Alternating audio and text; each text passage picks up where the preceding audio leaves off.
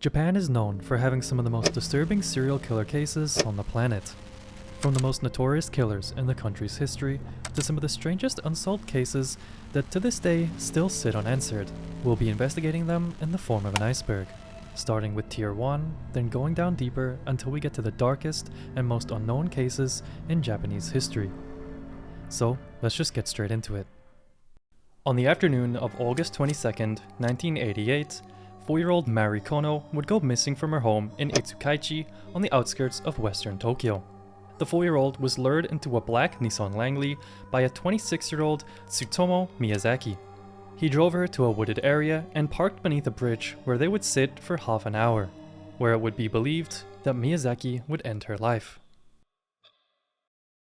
Over the next few following weeks, Miyazaki would return to the site several times to check on the decomposing body. When he returned for the last time, he removed her hands and feet and took them home with him, disposing of the rest of the remains in a furnace. Now, this is incredibly horrific already, but Miyazaki would take this a step further, because in February of 1989, the mother of 4-year-old Mari Kono would open the home to her family house to a cardboard box sitting alone on the doorstep. Inside were the remains of her missing daughter, a photograph of the clothes she'd been wearing the day she disappeared, as well as a postcard, which read, "Mary, bones, cremated, investigate, prove." It's at this point it's clear that Miyazaki simply doesn't understand the severity of his actions or the effect that such an act will have on the poor family, and is just obsessed with trying to make a game out of it. This is further vindicated after the police announcement following this incident, which announced that the remains might not be hers, giving the mother a moment of brief hope, which Miyazaki would then completely trample on, as that was when he wrote a second letter to the family under a female pseudonym Yuko Amada, where he would directly correct the police report that it was in fact her remains, as well as taking responsibility for the murder. 7 weeks after Mari vanished, Miyazaki would once again abduct another child. This time, 7-year-old Masami Yoshizawa in Hano City, Saitama Prefecture. Again, he would drive to a remote area where he would take the life of another innocent girl. Miyazaki would go on to repeat this over and over with multiple other victims, storing a lot of their body parts in his apartment, where he would later admit to cannibalistic activities like drinking their blood. Miyazaki would continue to treat this all like a game, sending postcards assembled from words cut out of magazines to any family that he would inflict his wrath on. That was until he made a crucial mistake. On July 23rd, 1989, he approached 2 sisters in a park in Hachioji, separated the younger one, and had begun photographing her when her father caught him. Miyazaki then fled on foot, but returned to the park later to retrieve his car, where he was arrested by police who were already on the scene. A search of his apartment produced 5,763 videotapes of anime, slasher films, and pornography, earning him the name the Otaku Killer. Police would go on to find footage of his victims stored in some of his tapes, which is just incredibly horrible all around. In court, Miyazaki of course showed no remorse and blamed all the killings on his alter ego called Ratman, which the psychologists just disagreed with, saying he was making it all up, which just makes it all the more pathetic.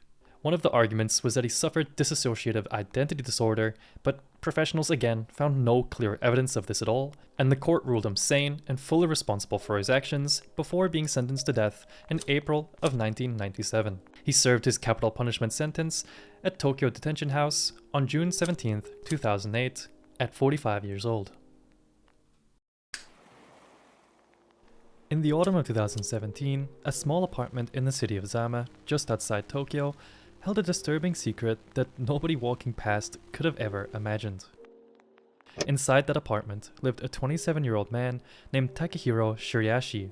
He'd previously worked as a scout in Kabukicho, which, if you didn't know, is one of Tokyo's biggest red light districts. His job was to lure women into the sex industry, which made the locals in the area warn each other about him, going on to describe him as a creepy scout. But it's what he would do after leaving that job, which would make him one of the most infamous killers in modern Japan. Which is why he's at the tip of the iceberg, which what he did is just that well known. Shiraishi moved into his Zama apartment in August 2017, and on Twitter began inviting depressed people to his home, offering to either help them die or to die alongside them. His profile read, "I want to help people who are really in pain. Please DM me anytime," while operating under a handle that loosely translates to Hangman. To someone in the darkest moment of their life, Hughes presented himself as the one person who could understand what they were going through and who could help.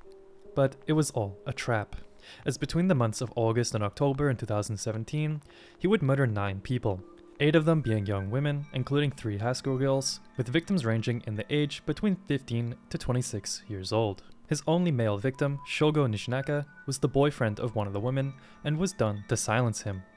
But this wasn't the kill that alerted the police, as in October of 2017, police began searching for a 23-year-old woman who had gone missing. She'd recently expressed disturbing thoughts about depression online, and the police were alerted to her disappearance after a wellness check from friends and family. The woman hadn't turned up to work, and no one could get in contact with her, which made people assume the worst. Which almost makes all the other kills all that more saddening, as they had no one checking up on them until now. It's just really awful. But eventually, her online activity would lead police directly to Shiraishi, after the woman's brother gained access to her Twitter and found their messages. When officers entered his apartment on October 31st, they found what the press would call the House of Horrors. 3 cooler boxes and 5 containers holding human heads and bones, with the flesh completely removed. The remains of 9 people hidden in a single-room apartment in just 2 months. Shiraishi pleaded guilty in October 2020, with his arguers planning to argue that the victims consented to their deaths, but he just contradicted them outright. He was sentenced to death on December 15, 2020, declined to appeal, and the sentence was finalized in January of 2021.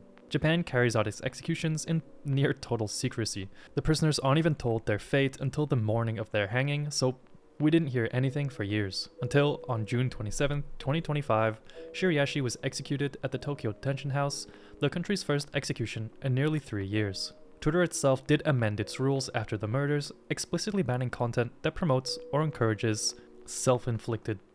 I don't really want to say the word, because... but yeah, you know what I'm saying. They wanted to make it harder for someone like Shiraishi to pull the same thing. The Kitakyushu serial murder case was one so disturbing that the Japanese media barely covered it when it broke, and you'll understand why as we look into it. The case follows Futoshi Matsunaga, a fraudster from the Fukuoka prefecture who was described by his many mistresses as a charmer and con artist. In 1982, he began a relationship with a Junko Ogata, a former schoolmate of his who was described as a very gentle woman who worked at a preschool. However, Matsunaga would completely change her. After making her fall in love with him, he would manipulate her into becoming his accomplice. In 1984, he promised Junko that he'd marry her, but Junko's mother, Shizumi, did not approve of this, as she knew that behind the scenes, Matsunaga would abuse her daughter. Due to this disapproval of marriage, Matsunaga sexually assaulted Shizumi the following year, knowing that Junko wouldn't believe it, and using that to convince her to move in with him. So now, in the same house, the Kitakyushu serial murders began. The first victim was an unknown married woman with 3 children. Matsunaga had convinced her to leave her husband and to run off with him, to become one of his women. During the relationship, he managed to defraud her of 11.8 million yen before she mysteriously passed away on a day in March of 1994. The second victim was Kumio Toraya, a 34-year-old man who had moved into the couple's apartment along with his young daughter. Kumio himself had a history of being a criminal and told Matsunaga about this, which he would use to blackmail Kumio, causing him and his daughter to be held captive in the apartment, where they were tortured. This abuse would get the better of Taraya, who died from it in February 26th of 1996, but his daughter would suffer an equally disturbing fate.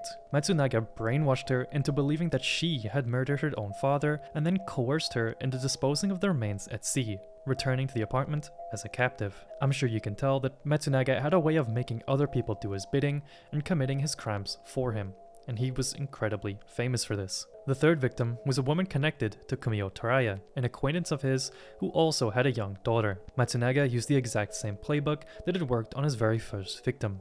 He told her he was a graduate of Kyoto University, promised to marry her, and then he defrauded her of 5.6 million yen. She and her daughter were confined in the apartment just like the others. But in March of 1997, she actually escaped by jumping from the second floor, her daughter escaping too not long after. During these escapes, Junko herself vanished, left for work one day, and simply just didn't come home to the apartment. Due to this, Matsunaga tracked down her family and threatened them, using the 1985 assault of her mother, Shizumi, as leverage to blackmail her. Then, he staged his own death to lure Junko back home, and it worked. Junko came back to him, and when she did, Matsunaga was furious, causing the abuse to escalate and going on to sexually assault her sister, Reiko, as well. By this point, Matsunaga had extorted 63 million yen out of Junko's family, and he used that same family as his next set of victims. He moved them all into his apartment.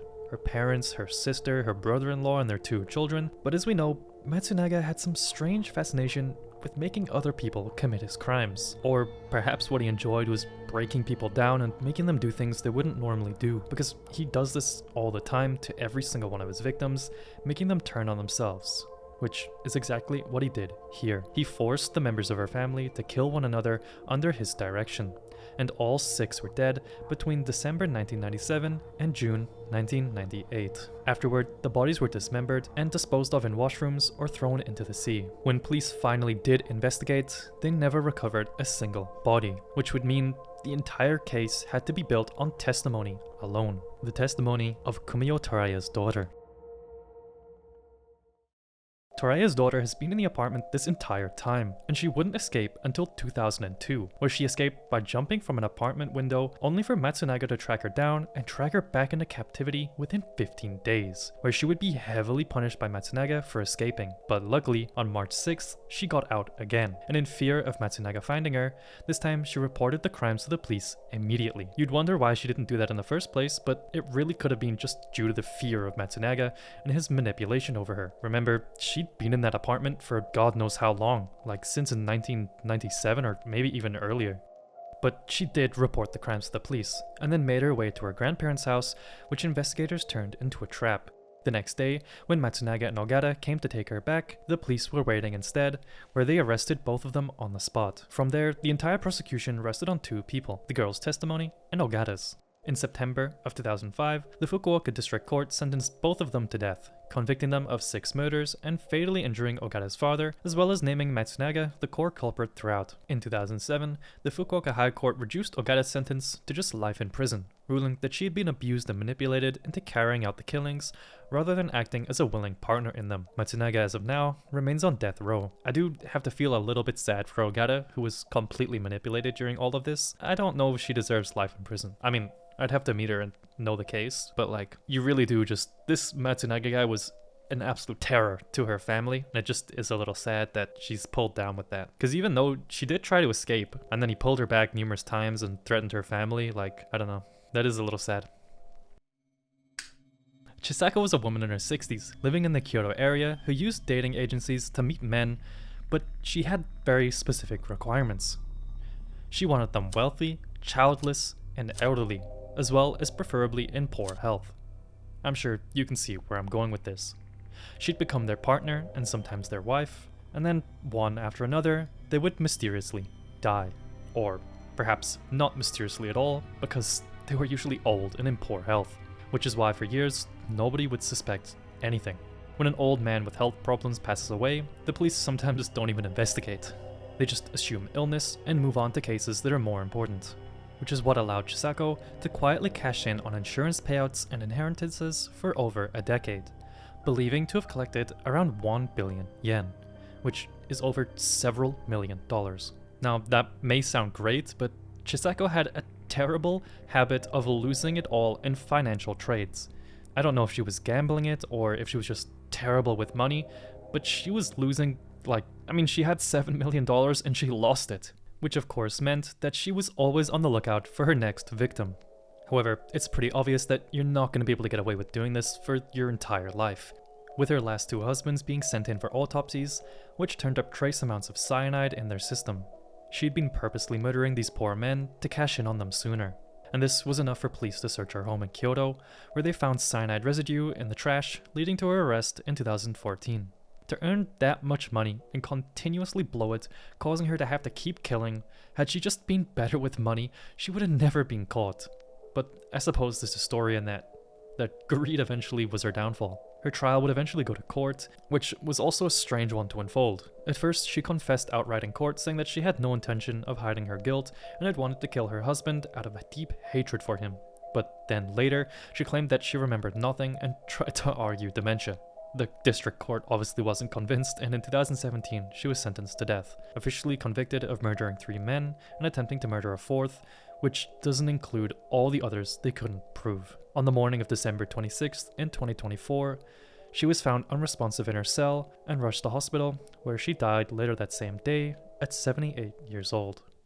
In the Suma district of Kobe in 1997, a series of attacks seemingly targeting, well, younger people, were carried out over the course of a few months. The first sighting took place in February, when 2 schoolgirls were attacked on the street by what was believed to be a man wielding a hammer.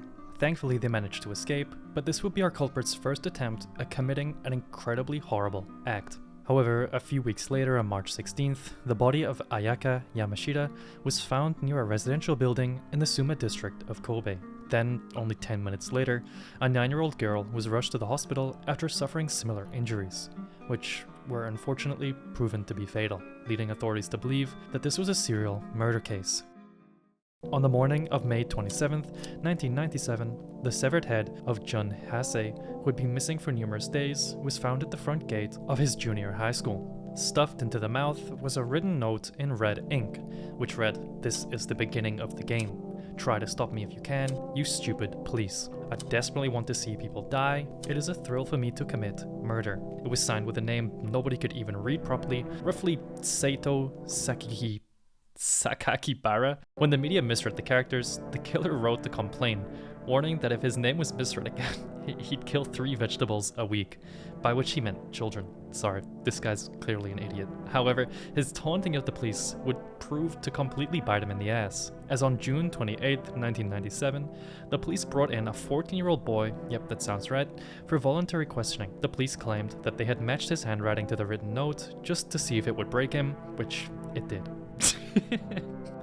The reason I'm laughing is because they didn't match his handwriting at all. They completely made that up, and when they said that, he completely broke down in tears and confessed to killing everybody. It's really satisfying for some reason when these just stupid idiot criminals get caught for the stupidest things, so they don't get to look cool, because usually that's what they're after. I mean, especially when they taunt the police like that and claim the game begins. Like, bro. After the attack in March, he'd written, "I carried out a sacred experiments today to confirm how fragile human beings are. I brought the hammer down when the girl turned to face me." Due to his age, he was never named by his pen name or real name, only as Boy A, although weekly magazines reported his name as Shinichiro Azuma, something that was never confirmed. He was sent to a medical juvenile training school in October 1997, and in March 2004, the Ministry of Justice took a step to announce his provisional release, with a full release following January 1st, 2005. So yeah, this whack job is just walking around. But what's worse is that he got away with releasing a memoir called, actually, you know what, I won't even give the name of his memoir, but annoyingly, the book released to become a bestseller, meaning he profited from the heinous actions he committed. This guy is just a complete loser, and this is why I'm laughing at him. If anything, the case forced the government to revise their juvenile law, in which they lowered the age of criminal responsibility from 16 to 14. So, at the very least, something tiny positive came from this, to hopefully make sure this doesn't happen again. Miyuki Ishikawa was born in 1897 in Miyazaki Prefecture. She qualified as a midwife in Tokyo in 1919, and by the 1940s, she was a respected figure. She ran a maternity home in Shinjuku called Kotobuki Sanin, and held important positions in the Midwives Association. After the war ended, Japan collapsed into poverty. Abortion was made illegal, and desperate mothers with newborns they couldn't afford to feed turned to maternity homes like hers. Ishikawa's solution to the overpopulation of newborns in an incredibly depressed and poverty-ridden society was an incredibly cruel one. The unwanted infants left in her care were deliberately neglected and simply left on their own for days until you can imagine what would happen. Ishikawa and her husband Takeshi solicited large sums from parents to make the children quietly disappear, convincing them that it would cost less than that of raising an unwanted child, while a doctor named Shiro Nagayama falsified the death certificates. Most of the other midwives at the home were pretty disgusted by this and ended up resigning, but didn't report it to the police either, thus allowing the operation to continue for years until on January 12, 1948, two police officers from the Waseda station stumbled upon the remains of 5 infants. They were in boxes which were being prepared to be sent to the funeral director, another who had been paid off. The police then ordered autopsies, which revealed that the babies had not died of natural causes, and Ishikawa and her husband were arrested 3 days later. During this ordeal, multiple investigators were sent to Ishikawa and her acquaintances' places of work. As the investigation kept going, they discovered more and more of the same horrendous crimes. The ashes of 40 children were found in a mortician's house and 30 more in a temple. The investigators estimate that the couple murdered at least 27 infants, with some of them estimating even higher, although the exact number could never be established. But when you look at the estimates from the ashes they found at the mortician's house in the temple, that's 40 plus another 30. So the number was just way higher than the official conviction. The official conviction, by the way, was over 5 deaths, which ended up giving her 8 years in prison, while her husband got 4 years, which is absolutely crazy, but this was 1948. In 1952, they appealed, where Ishikawa's defense was that the parents who had abandoned their babies were, in reality, the ones responsible for their deaths, which led the Tokyo High Court to halving both their sentences. This scandal actually forced lawmakers to create a new law in 1948 called the Eugenics Protection Law, and in 1949 they added legal abortion in an attempt to prevent such incidents from being replicated again. Ishikawa went back to live in Tokyo, where she ended up passing away on the 30th of May 1987. Now onto Tier 2, where we're getting out of the most famous cases and just at some of the more locally known ones in Japan. Norio Nagayama was born in June of 1949 in Abashiri, Hokkaido, where he lived a pretty difficult upbringing. Again, this is the same 1949 Japan from the last story, so pretty poverty-ridden and everyone is struggling. His father was a gambler who drifted in and out of his family's life, and when Nagayama was around 5 years old, his mother just simply up and left, abandoning him and several of his siblings in Abashiri in the middle of winter. The children survived mostly on their own until authorities stepped in and sent them back to be with their mother, who now lived in Aomori Prefecture. However, obviously still in poverty. He accounts being beaten by his older brother, so on top of all that, he had to survive what he explained as beatings that went beyond boys being boys. During this era of post-war Japan, there was a large push for poor rural teenagers to be shipped off to Tokyo as part of the mass employment program of the era, which is what happened to Nagayama when he turned 15. All on his own, he spent the next few years bouncing between low-paid jobs that just didn't seem to go anywhere. And whether it be out of boredom, depression, or just a bit of everything and feeling pretty lost in life, in the autumn of 1968, 19-year-old Norio Nagayama snuck into the residential area of the US naval base at Yokosuka and stole a small .22 caliber pistol along with a supply of ammunition, and what followed was about a month of killings scattered across the entire country. The first was on the 11th of October, where he shot a security guard at the Tokyo Prince Hotel. Then, 3 days later, on the 14th, he shot a 69-year-old night watchman at the Yasaka Shrine in Kyoto. Following that, at the end of October, he flagged down a taxi in Hakodate, which is all the way back in Hokkaido, and shot the driver, going on to do the same thing with another taxi in Nagoya. 4 men in 4 different prefectures. It seemed that part of the reason, according to his testimony, was money, which is just all the more heartbreaking for these victims because these murders netted them almost nothing, just a few thousand yen each time. Now, because the shootings jumped between cities with no apparent connection, police did struggle to link them all together, ended up giving this investigation the codename Case 108, which is named after the number of earthly desires in Buddhism, seemingly because each victim was robbed. In April 1969, Nagayama would attempt something a bit bigger to earn more money, a home break-in in which he would completely botch. During this, he fired the same pistol, which alerted the police and eventually led to his arrest. Konkatsu means marriage hunting, and in the late 2000s, there was a massive craze in Japan about websites where you could find the perfect partner. These websites were often targeted at lonely, usually older men who had lost the genetic lottery and desperately wanted to find a wife. A wife like Kanae Kijima, a woman in her mid-30s from rural Hokkaido who presented herself as a refined woman who studied piano and cooking, and she was very, very good at making men feel like they'd found the person they'd been waiting their whole lives for. And then she would take all their money. Investigators would eventually estimate that she extracted enormous sums from a string of suitors, in some cases tens of millions of yen, framed as loans, wedding preparations, or tuition for her supposed studies abroad. The problem was when men wanted the money back, or started asking about the wedding, that Kijima would do the unthinkable. During 2009, 3 men who had been involved with Kijima died one after another. One was in his 50s, one was 80, and the last one, Yoshiyuki Oide, a 41-year-old office worker, was the one that tipped off the police. Oide was found dead in August of 2009 in a car he had rented from Saitama Prefecture. Beside him in the car was a charcoal stove. Burning charcoal in a sealed space like this is a clear attempt at self-inflicted death. However, the police figured out very quickly that this was a setup. All 3 men had recently handed Kijima large amounts of money, and all 3 had met Kijima somewhere in their final days. This string of deaths and the context behind them led police to check the bodies, where they would find sedatives in their system. She had knocked them out and made their deaths appear as they were to try get away with it. As if they were so depressed that they lost all that money, they did it to themselves. But police caught on very quickly. She was arrested in September of 2009, initially on fraud charges, but the case grew from there, as several other deaths of men in her orbit were also treated with suspicion, though she was never charged over those. It's incredibly sad how close she came to actually getting away with this, had she just not killed so many people so quickly, because it does sort of make sense that I can see someone overlooking this, that someone might feel depressed about handing over so much money, but when you see that every single person did it, it starts to fall apart. Her trial at the Saitama District Court ran for about 100 days, one of the longest lay judge trials Japan held at that point, and it was almost entirely circumstantial with very limited evidence that she herself had done it. There were no witnesses to the killings, and the only thing that Kijima admitted to was the fraud, while flatly denying murder. Her explanation for why all 3 of her boyfriends had all died from charcoal poisoning while being drugged was essentially bad luck, which thankfully the court didn't accept, and in April of 2012, she was sentenced to death.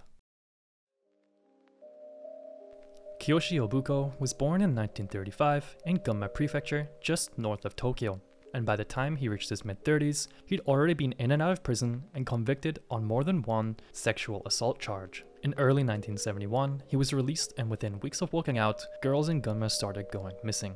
Ōkubo jumped from victim to victim, using the same method every time. He would drive around cities and towns of Gunma, presenting himself as an artist, sometimes under fake names and dressing the part. He'd approach teenage girls and young women on the street, going on to ask if they'd like to model for him.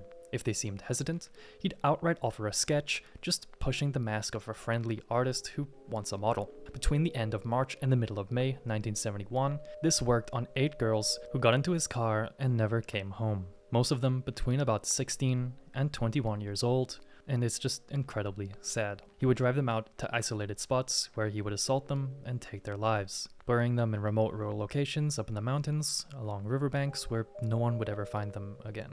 Since there were no bodies turning up, police simply believed what they were dealing with were runaways, allowing Ōkubo to just continue getting away with it, running the same thing over and over again in different cities in Gunma. For that entire spring, he was just circling around Gunma, taking a girl roughly every week. That's 8 victims in around 50 days, a pace with almost no equivalent in Japanese history. Just incredibly disturbing, steady pace of missing people each week. Just terrible. But like a lot of these cases, he was only stopped because he kept going until it fell apart on him. In mid-May of 1971, an attempted abduction went wrong, and the victim actually managed to get away and get to the police. After the police found Ōkubo, he confessed to all the murders, and actually went on to lead investigators out to the burial sites in order to return the bodies to the families. After that, there wasn't really any question of guilt. Ōkubo was sentenced to death and executed in January of 1976, less than 5 years after his arrest, which, if you don't know anything about Japan's death row, is incredibly fast. They usually let inmates sit for decades, but there was just nothing left to argue about here. What I really hate about this case is that literally every single one of those murders happened after the state already had him in a cell and let him out. They had him, and they let him go. Kiyotaka Katsuta was born in 1948 into a farming family in Kyoto Prefecture, where he grew up to become just about the most trustworthy man you could imagine. This is some Kira Yoshikage type shit, so be ready. Kiyotaka was a firefighter, a husband, a father, and someone who his neighbors would go on record to say was a model citizen. He won awards for his work and even appeared on national television. But what nobody knew was what Kiyotaka was doing in his off hours. Because for over a decade, this decorated firefighter was spending his nights breaking into homes, robbing people, and then killing them. His confirmed kills span from 1972 all the way to 1982. 7 of the 8 murders he'd eventually be convicted of took place between 1972 and 1980, with many of the victims being women, including bar hostesses, which police suspect he assaulted, though that was never proven. And because these crimes were scattered across different years in different jurisdictions, nobody ever connected them into a single series, because he was by all accounts uncatchable, because no profile of the killer would have ever pointed to a man like him, essentially someone living the textbook example of the phrase a double life, which is why I said this was some Kira Yoshikage shit. That was until he hit a police officer with his car and stole his service revolver. Yeah, talk about completely screwing up your double life identity in like one move. 4 days later, on the 31st, he attempted a robbery and shot a man dead when it went wrong. Then, a day after that, he shot another person who thankfully survived, but this was a disturbing trend. This was a serial killer who was already potent, and now he had a handgun, so it's no surprise that Japan treated this as a national emergency and declared a manhunt. But even then, with the entirety of Japan after him, he managed to last another 3 months, and he was only caught on the 31st of January, 1983, when he was arrested in the act of threatening a man with that same revolver. Once he was in custody, the case cracked open in a way that nobody at the time could have expected, because investigators just assumed that they'd caught some robber who had recently turned violent, but instead Katsuta began confessing to murder after murder, stretching back an entire decade, at one point claiming to a total of 22 victims. Prosecutors could only substantiate 8 of them, but those 8 were what he was charged with, but to this day, nobody knows the true figure, and plenty of people who'd studied the case believe that 22 was a lot closer to the truth than 8. He was executed on the 30th of November in the year 2000. Miyuko Sumida was a woman in her 60s living in Amagasaki, an industrial city in Hyogo Prefecture, and over roughly a quarter of a century, going all the way back to the 1980s, she ran a scam targeting families, which is something reoccurring on this list. Let me know if this happens in other countries, because this happens a damn lot in Japan, where someone will scam for money and then kill them over and over. And to my knowledge, this usually just happens once, but in Japan, this is serial killer case after serial killer case, like where they just keep doing it. I've never heard of so many serial killer cases like this, but at the very least, Sumida did things a bit differently. Like the previous case, we would see the woman come to the family as a wife, making their targets fall in love with them, but this time we do have a bit of a different strategy. Miyoko would start by finding a way into the household, just anyway, really. Sometimes through a dispute she'd offer to mediate it, or sometimes through a relationship with one member of the family, not necessarily the husband. And once she was inside, she would make herself indispensable and slowly force her way into a dominant position. As soon as she felt it was possible, she would take over the household's finances, as well as moving into the house herself or moving family members into properties that she controlled. And she used a rotating cast of accomplices, including people posing as her relatives under assumed identities. She did this to monitor as many people as possible, so if someone was trying to talk behind her back or was suspicious of something and they decided to confide in one of her accomplices, which obviously her targets wouldn't know about, they would just think it was another person. These accomplices would report that back to her, and she would deal with it. These families were reportedly beaten, starved, confined on balconies and in bathrooms, and forced to turn on one another. Her strategy was to make them turn on one another so that they would turn over each other's finances in an attempt to break free. But unfortunately, this is a serial killer case, and as soon as money and properties were signed over, these people just disappeared. I'm sure by now you're seeing the similarities to the Kitakyushu case, someone with no real power at all, walking into ordinary households and completely breaking them. And strange enough, this entire operation stayed completely invisible until 2011, when the case began unraveling through a confinement complaint, and what police found was genuinely staggering. In 2012, the investigators recovered bodies that had been sealed in concrete inside oil drums, some kept in Amagasaki, and others found as far away as Okayama. While other victims were traced back to deaths that had been passed off at the time as accidents or natural causes, at least 8 deaths came to be associated with the wider case, along with people who are still unaccounted for, and dozens of arrests followed this, many of them being Sumida's own relatives and hangers-on, people who were somehow both her accomplices and her victims at the same time. Some of her victims had been broken down so much that they would begin to hang on to Sumida and do her every bidding. She messed people up so much, she had completely removed them from who they were and turned them into essentially slaves. Sumida herself was arrested and faced murder charges, and this had the makings to be one of the biggest trials in modern Japanese history. the one chance to establish exactly what she did, to whom, and how far back it went. But that trial never happened. In December of 2012, while in custody at the Osaka detention house, Miyoko Sumida took her own life in her cell, leaving behind no account of anything.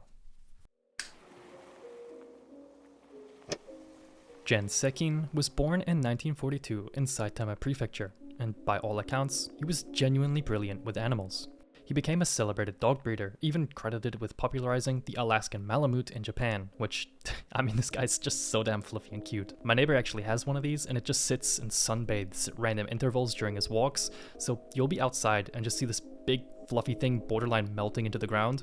I mean, these things are really massive and damn cute. Anyway, him together with his on-paper ex-wife, Hiroko Kazama, ran a business in Kumagaya called Africa Kennel. And if you're wondering why they're divorced, as much as I found out it was some tax arrangement, I don't really understand, but they are together as if they're married. Their store and pedigree dogs had a great reputation, supposedly selling rare dog breeds at very high prices, promising customers that by breeding these dogs, they'd make their money back many times over. However, the kennel was largely a fraud operation, with no one buying these dog breeds as much as they were told, or even at the price they bought them for. And when Japan's bubble economy collapsed and the debts started piling up, the couple started dealing with their angry customers in a much darker way, by lacing capsules and drinks with something called something nitrate. Sorry, that's too much of a mouthful for me. But this drug is used to put down dogs, which obviously they can get as much as they want, being a kennel. The first victim in April of 1993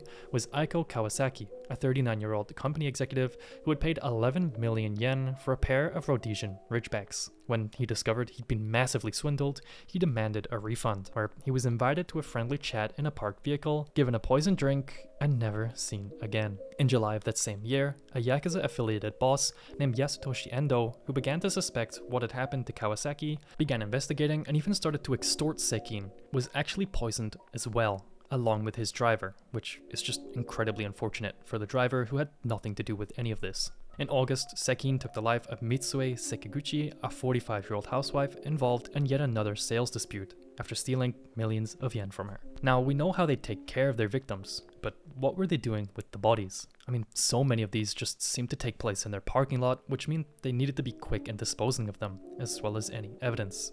Well, it was later discovered that the bodies were taken to a house in Katashina, a village over the border in Gunma Prefecture, where they were dismembered and scattered across the forests and rivers so that nothing recoverable would exist. Sekin believed that he had achieved the perfect crime, and he liked to say so. According to the associate who helped him, Sekin often bragged that if killing were an Olympic event, he'd take the gold medal. It was these kinds of comments to his associate, Yamazaki, that just terrified and also pissed him off. Bragging about such a thing was incredibly stupid because, number one, it's hardly the perfect crime if your associate knows about it. And also, you're borrowing his house for the dismembering process, but like, what you're doing isn't even that complicated. And I think this probably annoyed the already terrified Yamazaki, who would eventually go to the police. In late 1994, his testimony led investigators to the disposal sites where victims' remains and belongings were finally recovered. Sekin and Kazuma were arrested in January of 1995, and with almost no physical evidence, the prosecution rested heavily on Yamazaki's consistent account, which he held. In March of 2001, they were both sentenced to death.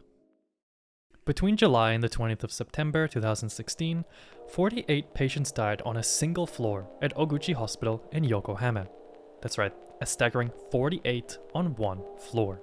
Now, this was a terminal care ward, so a high death rate wasn't automatically suspicious, but staff just couldn't help but feel like that number was a bit too high. In that month of September, an 88-year-old patient named Sozo Nishikawa passed away, which led to something finally getting checked, which revealed that his blood contained high concentrations of a common antiseptic, meaning somebody in the hospital had been administering disinfectant into the patients. But checking CCTV, they couldn't understand how or when this poison was being administered. Day after day, week after week, different patients were attended to by different nursing staff. One that was definitely poisoned wouldn't be touched by a single nurse of another, which was also definitely poisoned. Now, the first thought is multiple killers, but that might mean an upwards of 4 or 5 killers, as some nurses worked different shifts, and an investigation into this line of thinking turned up nothing. So what was going on? Well, after some time, one of the officers decided to check the IV bags, which did turn up positive traces of disinfectant. Unused IV bags were left all over the ward and were being injected with a disinfectant solution.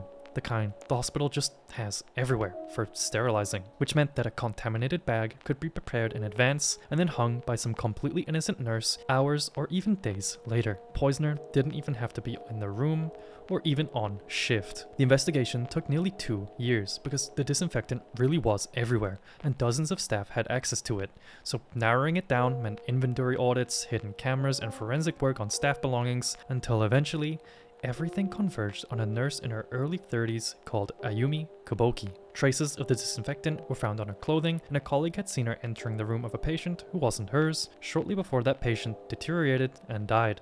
When police interviewed her in summer of 2018, she admitted to contaminating the drips of around 20 patients and was arrested in July of 2018. But her reason for why she did it is just so selfish, it's almost annoying. Koboki went on to explain to investigators that when a patient died on her shift, she had to face the grieving family and explain what happened, and she found that troublesome. So she poisoned the IV bags in a way that timed the deaths for the other nurses' shifts so that someone else would have to have those conversations instead. So not only is she taking the lives of these poor people, she's also specifically going out of her way to make her colleagues suffer for it, saying she felt beyond relieved when one of them died on schedule. She genuinely might be one of the most pathetic people on this list, which is just so hard to do. In November 2021, Yokohama District Court sentenced her to life imprisonment. Prosecutors had demanded death, but the judge cited her guilty plea, her mental state, and when he saw as genuine remorse, even saying that he had hesitated over the death sentence, and the life term was upheld in appeal on 2024. Which leaves us with the numbers for this case. She was convicted of 3 murders. She herself admitted to poisoning around 20 patients, but 48 people died on that ward in under 3 months, most of them cremated before anyone thought to test anything. So the true count is simply unknowable now, and legally it will stay 3 forever, which I hope doesn't allow her to get out, because she took so many more lives that we just won't know about, and I find it highly unlikely that she stopped at 20 during those 2 years of investigation.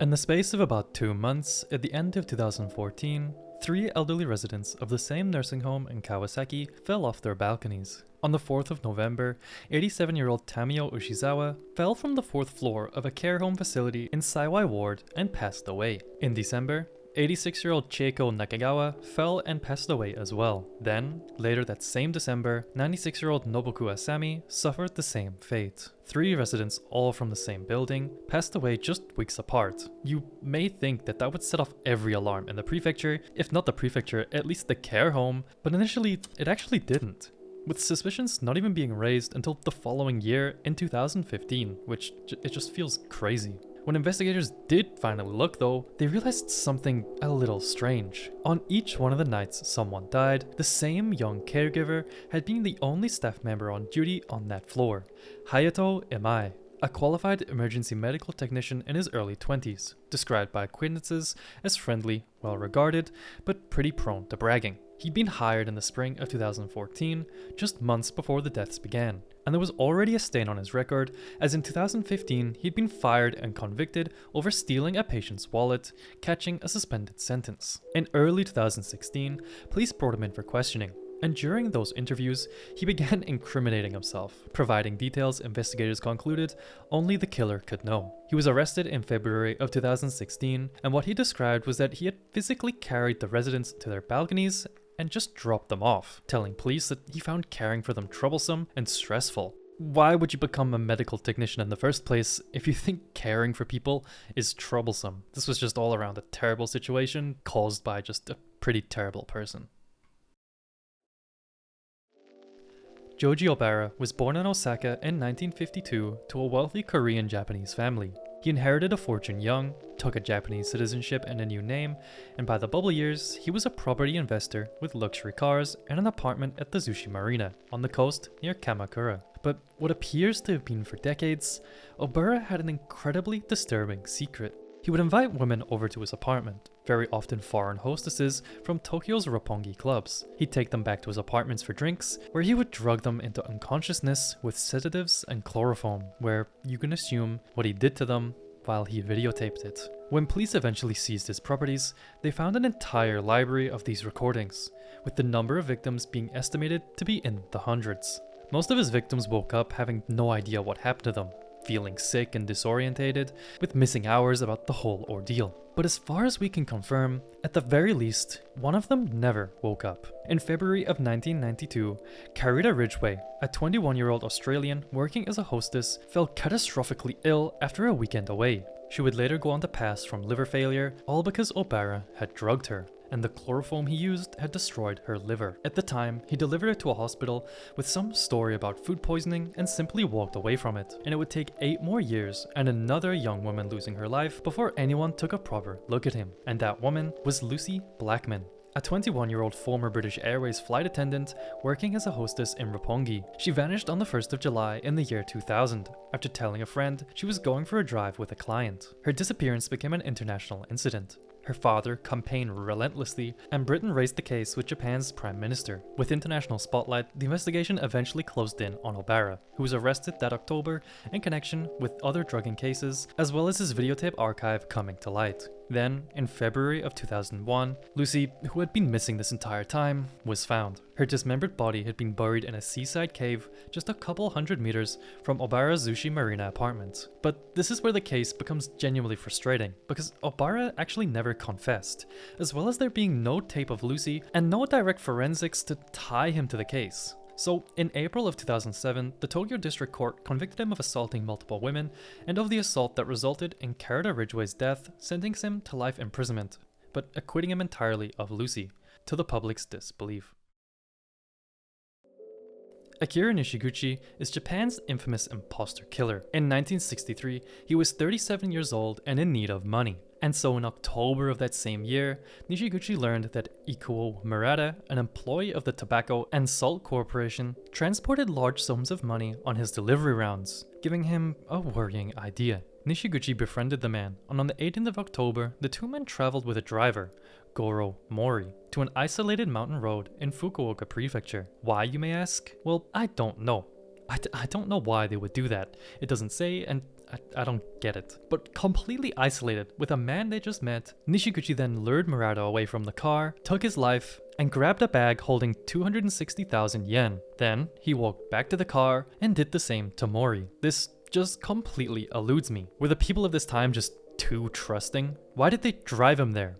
Like, first off, I initially thought that I read this wrong and that Nishiguchi himself drove them there, but this isn't the case, as Mori is specifically listed as the driver. So then I thought, oh, maybe he had a gun aimed at them in the car, like that mission in GTA with Franklin and Michael, but then why didn't Mori just drive off when Nishiguchi and Murata got out of the car and walked away? This means that for no reason at all, they just went straight into the wilderness while holding 260,000 in cash. I don't really get it. Okay, so I went to research this a bit more, and it turns out that Nishiguchi had worked with them in the past and offered to help with deliveries.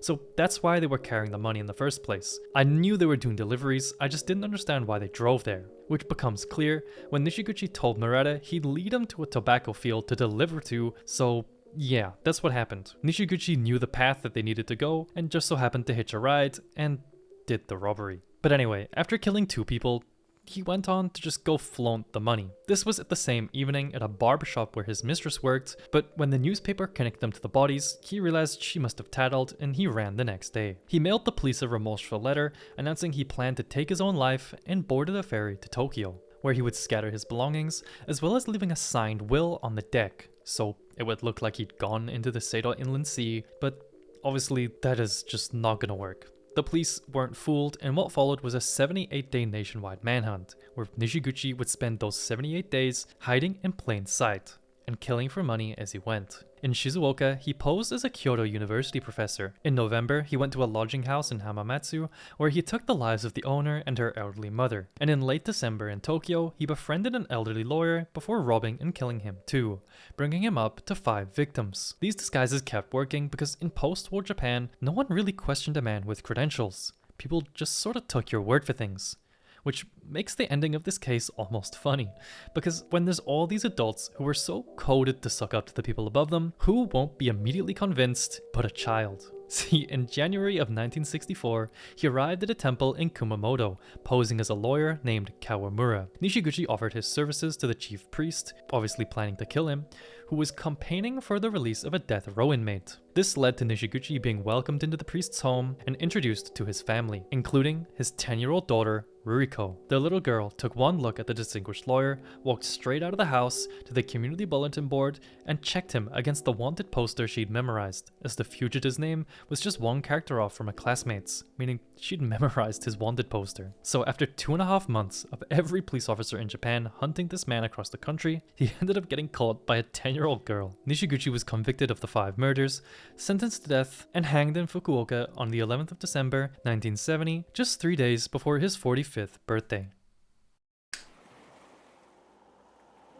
Yoshio Kodaira was born in 1905 in Tochigi Prefecture. He served in the Imperial Navy, where he would take part in the fighting in China. This was in the late 1920s, and if you know anything about the history of these two countries, then you know exactly where this is going. Japan committed atrocities against China during this period, but Yoshio in particular was especially disturbed in his actions. If you don't know what I'm talking about, feel free to search up the Nanjing Massacre. The Japanese military killed all the Chinese soldiers, and then corralled all the women, and assaulted them en masse. Now the Nanjing Massacre did take place years later, but these type of events were becoming all too common. But we aren't talking about the war here, as Yoshio seemed to bring his atrocities home with him. In 1932, he attacked his wife's family, beating his father-in-law to death and injuring several others, which resulted in him being sentenced to 15 years in prison. However, he would be released in parole in 1940. Between 1945 and 1946, Kodaira would use the post-war situation that left Japan in poverty to abuse vulnerable women, just like he did in his military days. The bodies of women and teenage girls began turning up in Tokyo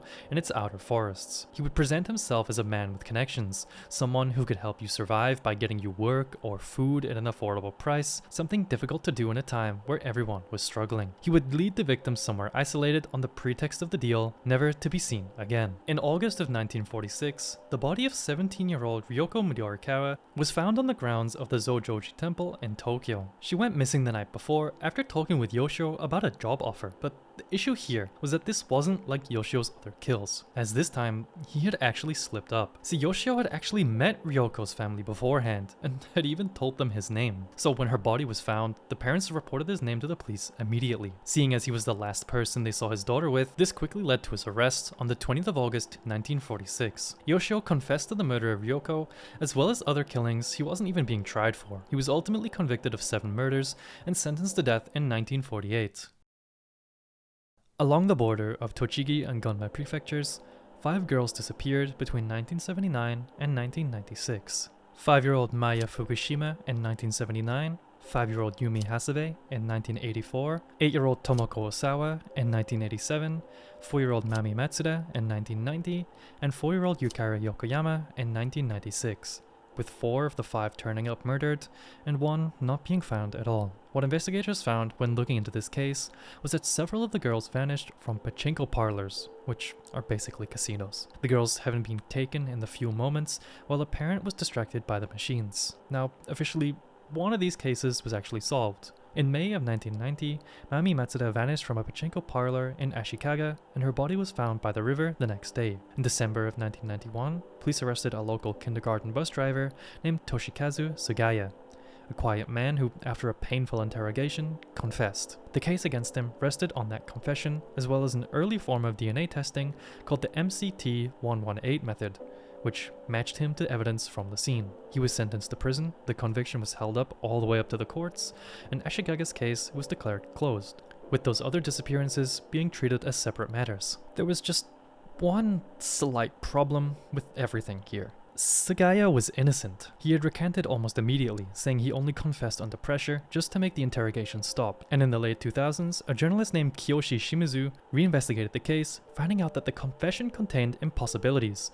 and that early DNA testing method had been very imprecise. It's becoming clear to me that whatever this DNA testing was during this period was absolutely awful, and they just didn't realize it yet. Clearly, they've gotten the DNA and think they have their guy, pushing the police to interrogate them increasingly aggressively until they force out a confession of them. Obviously to them, thinking their DNA test ties them directly to the murder, all these long and high-pressure interrogations are completely justified, because to them, they have their guy, and he just won't admit to it. I wonder how many more cases from the 1990s which rested on this DNA testing method were completely inaccurate and led to people who spent years or maybe even the rest of their lives in prison. Just really sad stuff. Now in 2009, the evidence was retested with modern tools, and the DNA did not match, excluding him from the murders entirely. He was released in June of 2009 after 17.5 years in prison.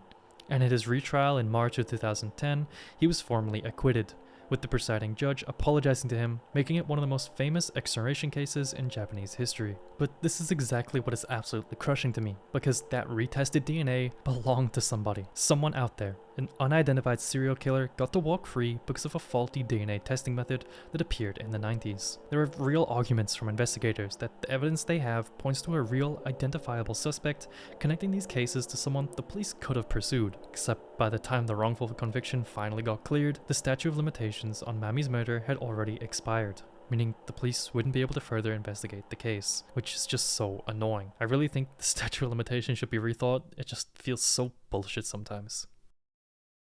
In the spring of 1985, hospitals across Japan began receiving patients with a very strange set of symptoms, initially getting stuff like nausea and shortness of breath, but after a few days, it would worsen heavily into organ failure. Some of these patients passed within days, but one man managed to last a whole 6 weeks in his hospital bed before finally succumbing, but there wasn't much doctors could do for them. These cases seemed to be scattered across western and central Japan, with no real connection to one another whatsoever. Some of the victims were truck drivers and others were office workers. It just felt like a random string of people with the same symptoms. However, into autumn, one investigator noticed a recurring pattern when it came to the questions they were asking victims. They were usually asking the typical, what did you eat, where had you been, did you drink anything, etc. And one detail just kept popping up. A vitamin drink, most often a bottle of Oranamin C, which they picked up from a vending machine shortly before falling ill. Firstly, you may assume that this was someone running the vending machines tampering with the drinks, but actually it wasn't. See, I'm sure you know how big vending machines are in Japan. I'm not even going to pretend you won't know that, but because of the popularity of vending machines,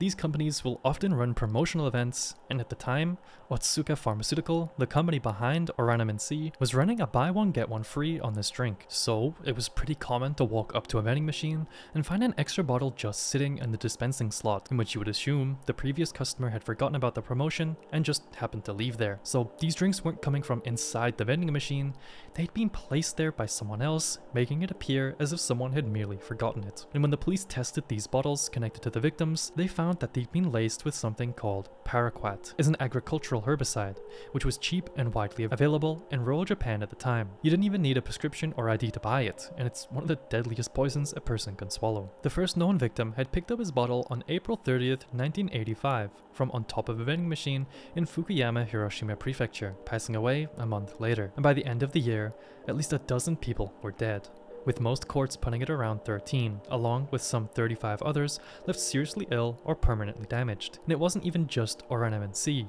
Another energy drink called Real Gold was also being targeted, along with the occasional bottle of Coca-Cola. And in one single case, the bottle wasn't laced with Paraquat at all, but a different herbicide entirely called Dequat. The panic that followed spread across the country. Warnings were posted on Japan's 5.2 million vending machines, telling customers to please throw away any free drinks they found. But again, and this is another annoying case where no one was ever caught. Somehow, the culprit never appeared on a single security camera, left behind no physical evidence, and there were no witnesses either. It also didn't help that Japan had only just dealt with the Glyco Morinaga case, where an extortion group calling itself the Monster with 21 Faces had been lacing store candy with cyanide and taunting police, so product tampering was beginning to become a real scary thought in Japan. Some police assumed this could have been copycat killers or a number of small people who just so happened to have the same idea and wanted to spike drinks for no reason, but 40 years later, nobody knew what the hell this was about.